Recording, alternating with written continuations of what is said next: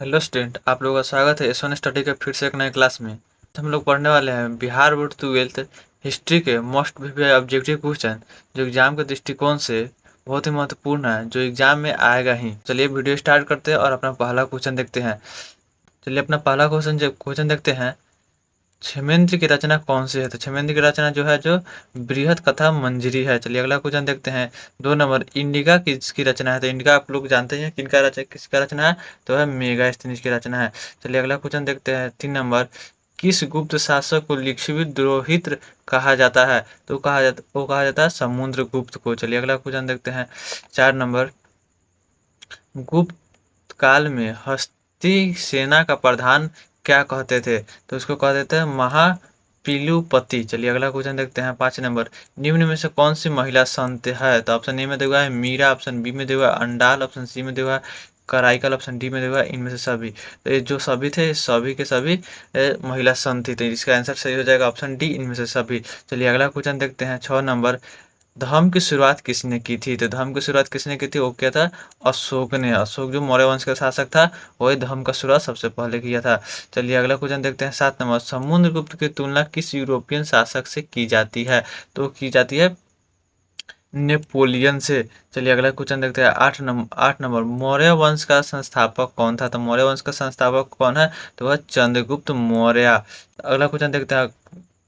चंद्रगुप्त की मृत्यु कहाँ हुई थी? चंद्रगुप्त की मृत्यु कहाँ हुई थी? तो हुआ था श्रवण गोला में। चलिए अगला क्वेश्चन देखते हैं। 10 नंबर, चंद्रगुप्त मौर्य किस धर्म को मानने वाले था? चलिए अगला अगला क्वेश्चन देखते हैं। 10 नंबर, 10 नंबर, चंद्रगुप्त मौर्य किस धर्म को मानने वाला था? तो वो मानने वाला था जैन धर्म का। चलिए अगला क्वेश्चन देखते हैं। 11 नंबर क्वेश्चन है, मौर्य वंश का अंतिम राजा कौन था? तो मौर्य वंश का अंतिम राजा जो था, वह था बृहत रथ था। चलिए अगला क्वेश्चन देखते हैं। 12 नंबर, मौर्यकालीन टकसाल का प्रधान कौन था? तो वो था पन्ना अध्यक्ष था। चलिए अगला क्वेश्चन देखते हैं।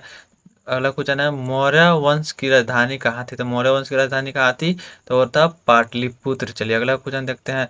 14 नंबर, मौर्यकालीन कलिंग राज्य कहाँ स्थित था? तो वो था, चलिए ऑप्शन में देखते हैं उड़ीसा। इसका आंसर सही हो जाएगा ऑप्शन सी। चलिए अगला क्वेश्चन देखते हैं। 15 नंबर, मौर्य प्रशासन में समाहर्ता कौन था? तो मौर्य प्रशासन में समाहर्ता कौन था? तो वो था राजकीय राजकीय कर संग्रह अधिकारी। चलिए अगला क्वेश्चन देखते हैं। 16 नंबर क्वेश्चन क्या है? मौर्य काल में ब्रह्मदेव क्या था? तो वो था भूमिदान था। चलिए अगला क्वेश्चन देखते हैं। 17 नंबर, अशोक का व्यक्तिगत धर्म कौन था? तो अशोक कौन सा धर्म अपनाया था? तो अपनाया था बौद्ध धर्म। तो इसका आंसर क्या हो जाएगा? ऑप्शन ए आंसर सही हो जाएगा, बौद्ध धर्म। चलिए अगला क्वेश्चन देखते हैं। अशोक ने महेंद्र और संघमित्रा को धर्म प्रचार के लिए किस देश में भेजा था?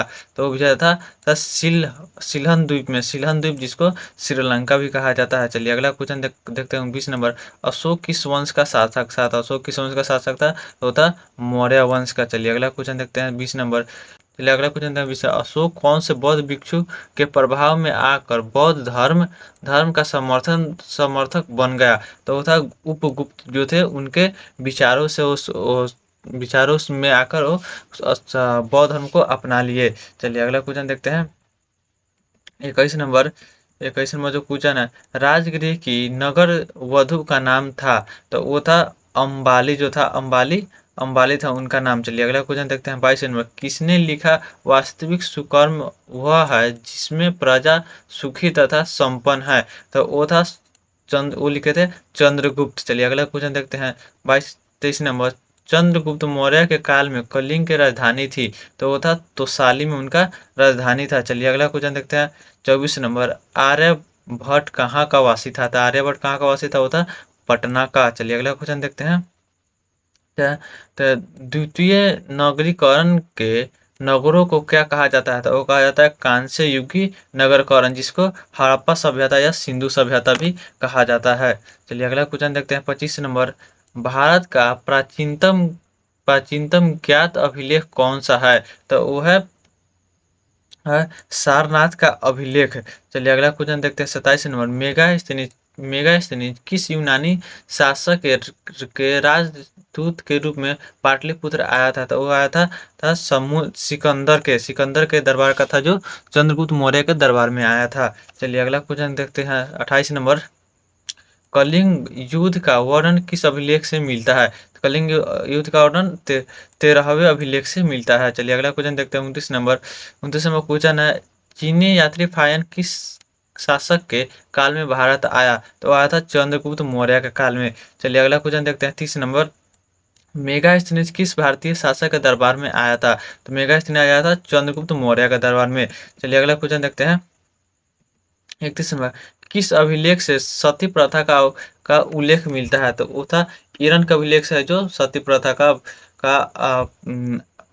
का उल्लेख मिलता है। चलिए अगला क्वेश्चन देखते हैं, 32 नंबर।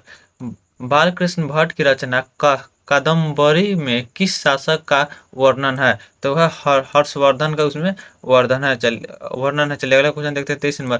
गुप्त संवत कब और किसके द्वारा शुरू किया गया था? वो किया था चंद्रगुप्त प्रथम के द्वारा 1319 से 1920 में। चलिए अगला क्वेश्चन देखते हैं, 34 नंबर। पंचतंत्र की रचना किसने की? तो पंचतंत्र का रचना किसने किया था? वो किया था विष्णु शर्मा ने। चलिए अगला क्वेश्चन देखते हैं, अगला क्वेश्चन है 35 नंबर। प्राचीन प्राचीन नालंदा विश्वविद्यालय के संस्थापक कौन थे? तो नालंदा विश्वविद्यालय के संस्थापक जो थे वो कुमार गुप्त थे। चलिए अगला क्वेश्चन देखते हैं, 36 नंबर। भारतीय इतिहास का कौन सा काल स्वर्ण काल कहा जाता है? तो वो कहा जाता है जो गुप्त काल को स्वर्ण काल कहा जाता है। इसका आंसर सही हो जाएगा बी। चलिए 37 आंसर देखते हैं।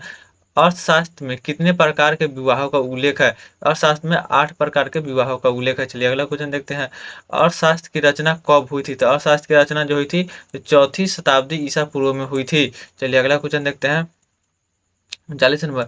नालंदा विश्वविद्यालय के छात्र थे, तो नालंदा विश्वविद्यालय के छात्र जो थे वो हर्ष थे। चलिए अगला क्वेश्चन देखते हैं, 40 नंबर। किस गुप्त शासक को उसके सिक्कों पर वीणा बजाते हुए दिखाया गया है? तो वो जो है समुद्रगुप्त को दिखाया गया है। चलिए अगला क्वेश्चन देखते हैं, तो 41 नंबर। उत्तर पश्चिम भारत से प्राप्त अशोक के अभिलेखों में लिपि का प्रयोग किया गया है। तो कौन सा लिपि का प्रयोग किया गया है? वो किया गया है ब्राह्मी लिपि का। चलिए अगला क्वेश्चन देखते हैं, अगला क्वेश्चन है, अश- अशोक के कुल कितने अभिलेख अभी तक प्राप्त हुए हैं? तो वो हुए हैं जो 40 अभिलेख अशोक है, वो 40 प्राप्त हुए हैं। चलिए अगला क्वेश्चन देखते हैं, 43 नंबर। अशोक द्वारा प्रचलित बौद्ध धर्म कहाँ प्रचलित नहीं हुआ? तो वो जो हुआ था जापान में, उसका प्रचार प्रसार नहीं हुआ था। चलिए अगला क्वेश्चन देखते हैं, तो 44 नंबर। जीवक ने वैदिक शिक्षा कहाँ से पाई थी? तो वो हुआ था तक्षशिला से, वो वैदिक शिक्षा पा कर आए थे। चलिए अगला क्वेश्चन देखते हैं, 45 नंबर। जीवक कहाँ का रहने वाला था? तो जीवक जो था वो राजगिरी का रहने वाला था। चलिए अगला क्वेश्चन देखते हैं, 46 नंबर। जीवक की ख्याति किस रूप में थी? तो जीवक का जो ख्याति है, जो वैद्य के रूप में था। चलिए अगला क्वेश्चन देखते हैं, 47 नंबर। अंगराज्य आधुनिक बिहार के किस जिले में अवस्थित है? तो जो है भागलपुर में इसका जो ये अवस्थित था। अंगराज्य कहाँ अवस्थित था? तो भागलपुर में। चलिए अगला क्वेश्चन देखते हैं, 48 नंबर। बिंबिसार का संबंध किस वंश से था? तो बिंबिसार का संबंध हर्यक वंश से था। चलिए अगला क्वेश्चन देखते हैं, तो 49 नंबर। जरासंध का संबंध किस वंश से था? जरासंध का संबंध संबंध जो था, जो मौर्य वंश से था। चलिए अगला क्वेश्चन देखते हैं, 50 नंबर। तक्षशिला किस राज्य में अवस्थित था? तो तक्षशिला जो है गंधार राज्य में अवस्थित था। चलिए अगला क्वेश्चन देखते हैं, 51 नंबर। सेल्यूकस ने अपनी पुत्री का विवाह विवाह किस राजा से किया था? तो वो किया था चंद्रगुप्त मौर्य से, जो है ऑप्शन सी चंद्रगुप्त मौर्य। चलिए अगला क्वेश्चन देखते हैं, 52 नंबर। धर्म विजय का उल्लेख अशोक ने किस शिलालेख में है? तो वह 13वें शिलालेख में बताया गया है धर्म विजय का उल्लेख। चलिए अगला क्वेश्चन देखते हैं, 53 नंबर। 53 नंबर।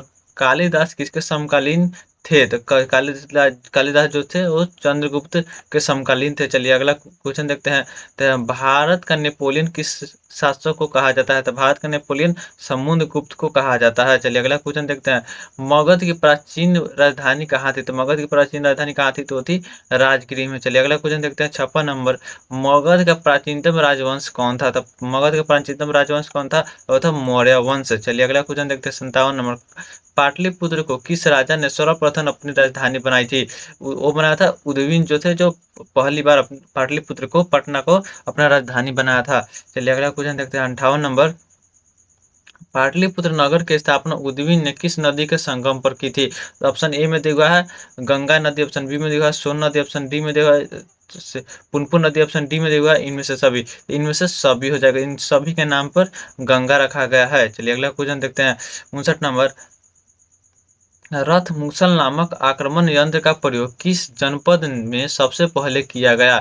तो किया था मगध के द्वारा। मगध जो जनपद था ये रथ मूसल नामक यंत्र का प्रयोग किया था लड़ाई करने के लिए। चलिए अगला क्वेश्चन देखते हैं। 60 नंबर, ताम्रलिप्ति बंदरगाह अवस्थित है। ताम्र वो था बंगाल में स्थित है। चलिए अगला क्वेश्चन देखते हैं। 61 नंबर, इलाहाबाद प्रस्थित का लेखक कौन है? तो वह हरिसेन जो है, जो इलाहाबाद प्रस्थित के रचना है। चलिए अगला क्वेश्चन देखते हैं। तो 62 नंबर, चाणक्य भारत के किस शिक्षण संस्थान से अध्ययन किया था? तो किया था तक्षशिला विश्वविद्यालय से वो पढ़ाई किए थे। चलिए अगला क्वेश्चन देखते हैं। 63 नंबर, प्राचीन भारत में उदंतपुरी विश्वविद्यालय कहाँ स्थित था? तो वो था मगध में ये विश्वविद्यालय उदंतपुरी अवस्थित है। चलिए अगला क्वेश्चन देखते हैं। 64 नंबर, और शक संवत की शुरुआत कब से मानी जाती है? तो शक संवत की शुरुआत 28वां ईसा पूर्व से माना जाता है। चलिए अगला क्वेश्चन देखते हैं। 65 नंबर, विश्व में पाई जाने वाली पहली धातु थी। तो विश्व में पाई जाने वाली सबसे पहली धातु कौन सी थी? तो वो था तांबा। बहुत कोई क्या करते हैं, लोहा मार देते हैं, जो कि बिल्कुल गलत है। इसका सही आंसर हो जाएगा ऑप्शन बी, तांबा। चलिए अगला क्वेश्चन देखते हैं। 66 नंबर, भारत की सबसे प्राचीनतम लिपि थी। तो वो थी ब्राह्मी लिपि है, जो भारत की सबसे प्राचीनतम लिपि है। चलिए अगला क्वेश्चन देखते हैं। 67 नंबर, प्रयाग परिस्थिति का संबंध किस किस गुप्त शासक से है? तो वह समुद्रगुप्त से जो है इनका प्रयाग परिस्थिति का संबंध है। चलिए अगला क्वेश्चन देखते हैं। 68 नंबर, अपने स्वयं के खर्चे से सुदर्शन झील की मरम्मत किसने कराई थी? तो कराया था रुद्रदामन ने अपने खर्चे खर्चे से सुदर्शन झील का मरम्मत कराया था। चलिए अगला क्वेश्चन देखते हैं। 69 नंबर, इंडिका के लेखक कौन है? तो इंडिका के लेखक जो है वो है मेगास्थनीज। चलिए अगला कुछ चलिए, ये हमारा इस वीडियो में कितना 69 क्वेश्चन है, जो एग्जाम के दृष्टिकोण से बहुत ही इंपॉर्टेंट है। तो इसको सही से फिर से दोबारा देख लेंगे, और जो भी इसमें क्वेश्चन पढ़ाया गया आपको सही से याद कर लेना है, क्योंकि एग्जाम में ये क्वेश्चन सब आएगा ही, क्योंकि यह मोस्ट मोस्ट वीवीआई क्वेश्चन सब है। इसको सही से याद कर लेना है, और वीडियो को अपने फ्रेंड्स सबको भी शेयर कीजिए, और इस वन स्टडी को जितना हो सके उतना सपोर्ट कीजिए, क्योंकि जितना आप लोग सपोर्ट कीजिए उतना ही हम लोग अच्छा वीडियो लेकर आएंगे। ये थैंक्स फॉर वॉचिंग, मिलते हैं अगले वीडियो में।